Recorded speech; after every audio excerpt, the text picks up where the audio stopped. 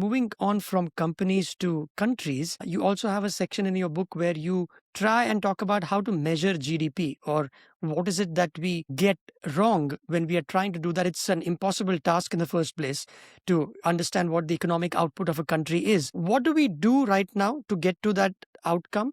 It's interesting. The measurement of GDP and all the basis of national income accounting was developed during the Second World War. And you want to know how many tanks and aircraft are coming off the production line at the end of the day. You're not that interested in whether they're depreciation.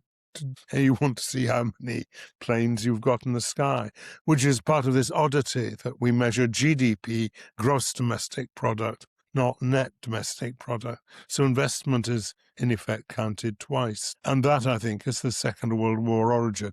But if it's the number of cars and tanks and planes that are coming off the production line, or it's the number of cars that are coming off the production line, it's easy to measure that. If I walk around London now, and I'm sure it's the same in Mumbai or Kolkata, I keep bumping into people who are busy working on their mobile phones. And I ask, how is this reflected in national income accounts? And the answer is not very well.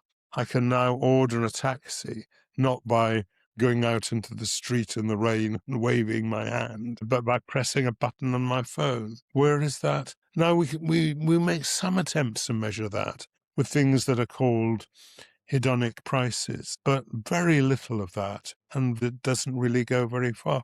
I was very struck. There's a quite famous paper by Bill Nordhaus in which he measures the price of light over time. And the price of light varies from cavemen who actually painted in their caves by collecting firewood, and fire was the only method of light. And we gradually improved that till people used candles and wax and then electricity. What's remarkable, I think, is that Nordhaus wrote that paper about the price of light over time back in the late 1990s. And since then, the price of light has fallen by another 80% or so, because we're now using much more efficient light bulbs, principally, than we did then. We also make electricity in more efficient ways. The resources that we need in order to produce that simple commodity light have declined very rapidly, and yet our measurement of GDP doesn't really reflect that. We need to think a lot more carefully about what we're doing there.